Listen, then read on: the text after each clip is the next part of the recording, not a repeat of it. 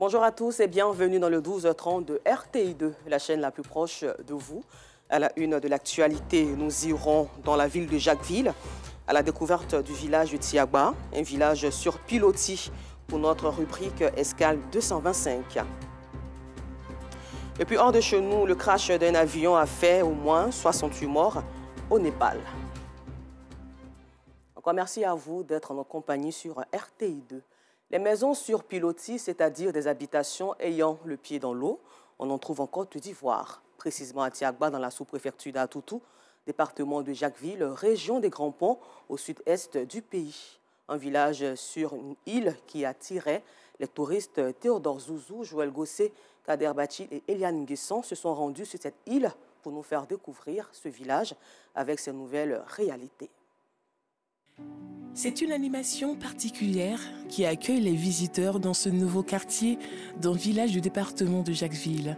Pagaie en main, hommes et femmes vaguent à leurs occupations. Certaines sont occupées à préparer l'attiéké, non loin d'une île bordée par des pirogues. Nous sommes à Tiagba.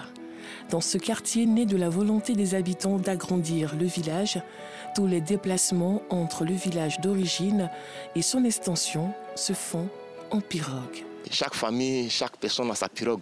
C'est comme une voiture personnelle pour nous. Les enfants s'en allent. Donc il n'y a pas d'accident, parce que c'est la lagune, donc elle est ouverte. Depuis que nous sommes nés, on s'est déplacé sur l'eau avec les pirogues. Donc c'est une question d'habitude. Voilà. Donc on n'a pas peur, ça nous arrange. Sur la lagune, le regard est capté par la beauté du paysage et des maisons sur l'eau. Des maisons sur pilotis, comme on les appelle.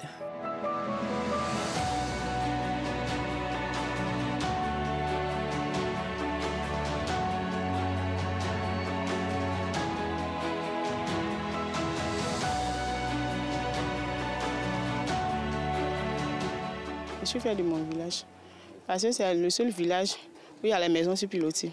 À Tiagba, parmi ces maisons sur pilotis, il y a celles dont l'architecture est typiquement traditionnelle. On utilise parfois l'iroko ou soit le samba, les bois qui sont très résistants, c'est ça, parce que nous sommes en bordure de l'eau. Il faut les bois qui sont un peu durables, qui peuvent résister avec ces maisons. C'est un véritable plaisir pour cet octogénaire, tout comme ce fils du village qui a préféré bâtir sa maison sur le modèle ancien. Ils sont heureux d'être dans ce amas de bambou et de bois. Il ne fait pas chaud dedans. Parfois, je me couche seul, je me sens encore mieux. Rien ne nous arrive ici. Je préfère construire les maisons sur pilotis. Il y a de l'air dedans. Parce que c'est ce que mes amis dans l'Europe aiment. À côté de ce modèle ancien, il y a de nouvelles bâtisses dites modernes sur pilotis. Nous, les jeunes aussi, on a tellement utilisé les parcelles que nos parents nous ont laissées. Il y a certains bois qu'on utilise pour la construction. Ces bois-là sont manquants. Ces maisons, quel que soit le type, ont été construites par leurs aïeux pour éviter d'être emportées lors de la montée des eaux. De leurs fenêtres, il est agréable d'observer les poissons dans leur quête de nourriture et les tout petits se baigner.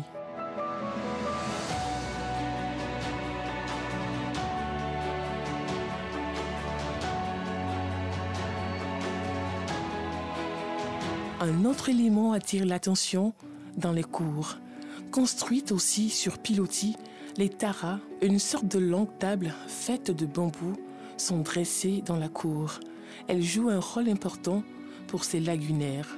C'est sur ce tara qu'ils viennent se relaxer après la pêche, leur activité principale et les travaux champêtres. Quand on est fatigué, le tara nous permet de redresser nos dos. C'est là qu'on vient se coucher là-dessus, parce qu'il est dur. D'abord, ça est un peu haut. Ça n'est pas sur la terre. Et puis, bon, souvent, il y a des choses comme les fourmis qui grimpent sur les nattes aussi pour nous déranger là. Si tu es sur le tara, là, c'est meilleur. Ce village où la nage et les techniques de navigation ne sont plus un secret pour personne était, il y a 3 décennies, visité par les touristes. Mais aujourd'hui, avec la disparition de plusieurs cases sur pilotis, plus de visiteurs. Les infrastructures pour les accueillir sont tombées en ruine. Face à cette situation, la nouvelle chefferie entend tout mettre en œuvre pour redorer le blason de Tiagba. Tiagba, dans un passé très récent, pour nous, était classé patrimoine mondial. de l'UNESCO. Mais c'est récemment qu'on a su que c'est un dossier qu'il faut monter, mais le dossier n'a pas abouti. Et sinon, en son temps, Tiagba était visité, tel que nous sommes en week-end comme ça. C'est par centaines que les Européens arrivaient ici, 800, 900, 1000, quand nous étions très jeunes même, chaque samedi, c'était ça notre affaire. On va refaire les choses sur pilotis, surtout les cas sur pilotis, parce que c'est ça qui donne, c'est la caractéristique de Tiagba. Quand on était tout petit, il y avait beaucoup de touristes européens qui venaient spécialement pour voir les cases sur pilotis. Maintenant, le tourisme a disparu parce que l'originalité de ce village même n'existe plus.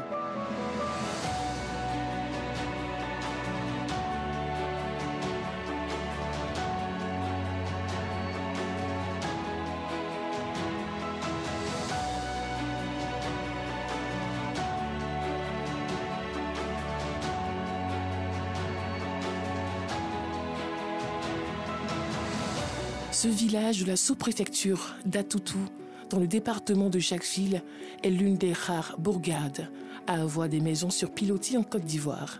La nouvelle chefferie s'engage à faire de ce village un véritable lieu d'attraction et à poursuivre sa volonté de le faire figurer au patrimoine mondial de l'UNESCO.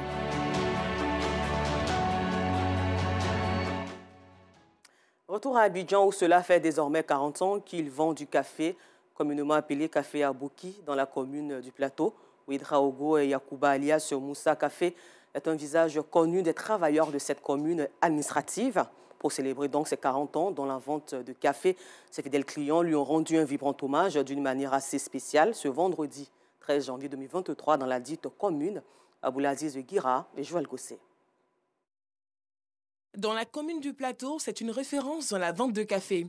Moussa Café, comme on l'appelle ici, cumule 40 ans dans la vente de cette boisson stimulante. Pour l'occasion, ses fidèles clients lui rendent un hommage. 40 ans, c'est quand même un âge adulte. Ça fait près de combien 10 ans pour moi. Je connais Moussa. Je viens boire tous les jours. Je suis ici au quotidien. Donc, je ne peux que souhaiter bon vent à ce café-là et puis à son gérant. Chez Moussa, ici, c'est un espace de convivialité. Lorsque nous arrivons, vraiment, c'est une famille. Et ici, si tu arrives de la maison avec un fardeau, avec un problème, les propos de Moussa sont sur ton cœur, comme une pommade, un massage sur une partie endolorie du corps. Il procure beaucoup de bien aux Ivoiriens, il faut le dire, et tous ceux qui viennent ici. Ce mythique lieu de vente de café est pour certains un lieu de retrouvailles, un lieu où on parle de tout et de rien. Tous les matins, nous sommes ici pour mettre l'ambiance.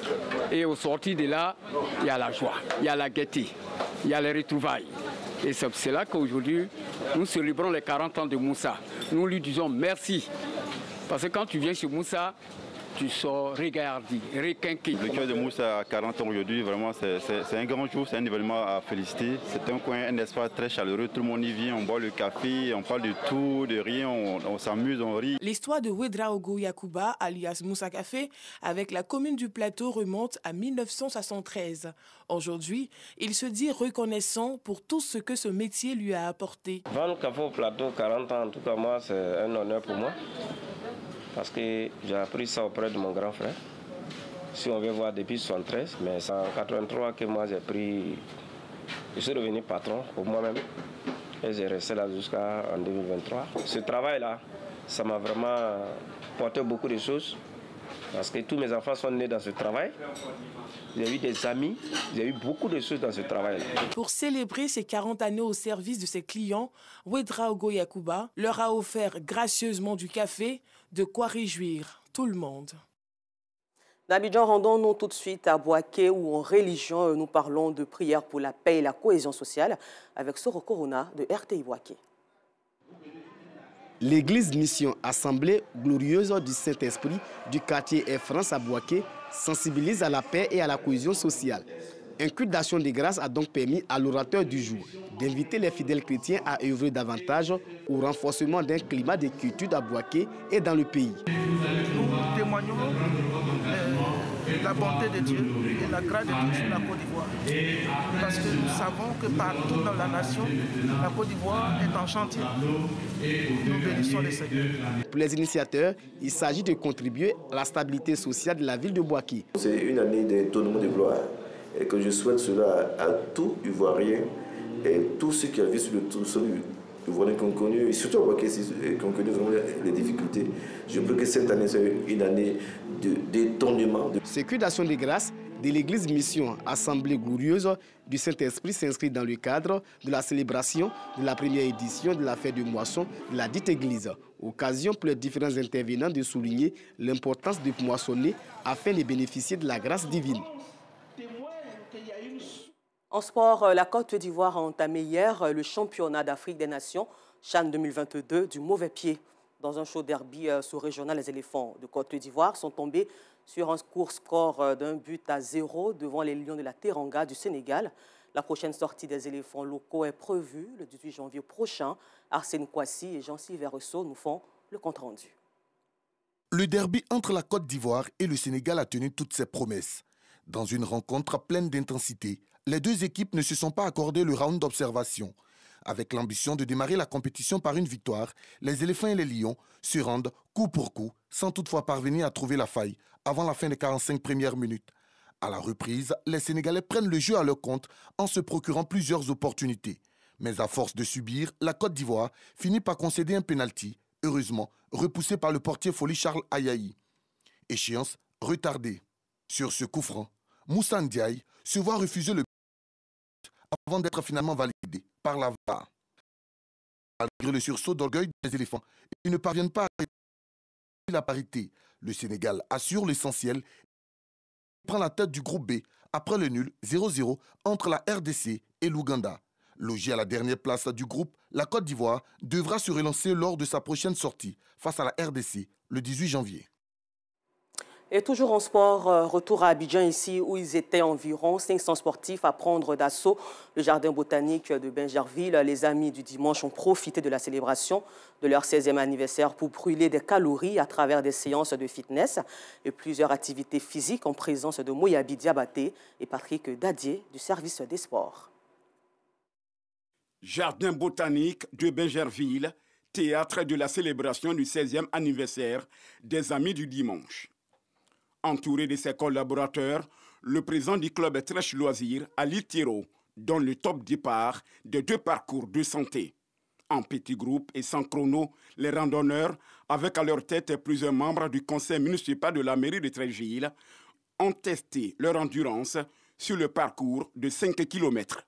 Dans une ambiance bon enfant, les coureurs ont, quant à eux, parcouru un circuit plus long de 7 km en aller et retour.